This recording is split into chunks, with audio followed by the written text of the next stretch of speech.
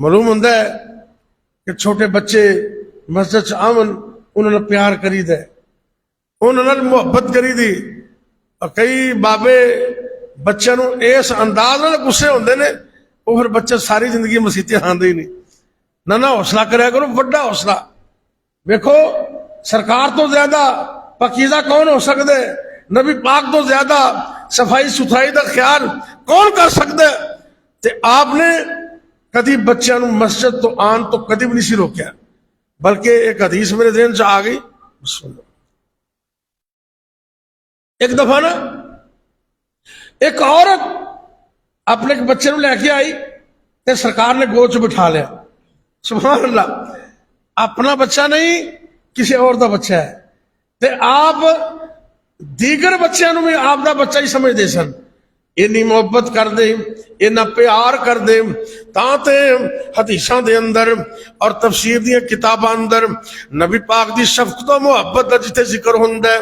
आप काफरां नाल भी शफकत कर दे, आपने मजदूरां नाल भी शफकत की थी। नबी पाक अपने बीबियां नाल भी मुहब्बत प्यार कर दे।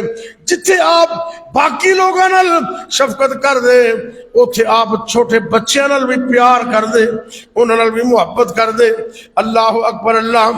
बच्चा आया, दम करने वास्ते लेके आई बीबी, उस बच्चे ने नबी पाक की पाक गोद के अंदर पेशाब कर दिता, गोद के अंदर पेशाब कर दिता।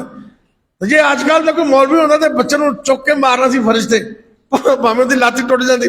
लेकिन सरकार इन्ना बड़ा हौसला, नबी पाक की गोद, पाक गोद, मुतहर गोद, पकीजा गोद, आप दी गोद अंदर बच्चे ने पेशाब कर दिता है। आपने कोई गुस्सा नहीं किया, बल्कि मसला दस दिता। फरमाया ये बच्चे ने मुहब्बत वाले प्यार वाले ने, अगर बेटा हो ना पेशाब कर दे ते उन्होंने धोने की भी जरूरत नहीं।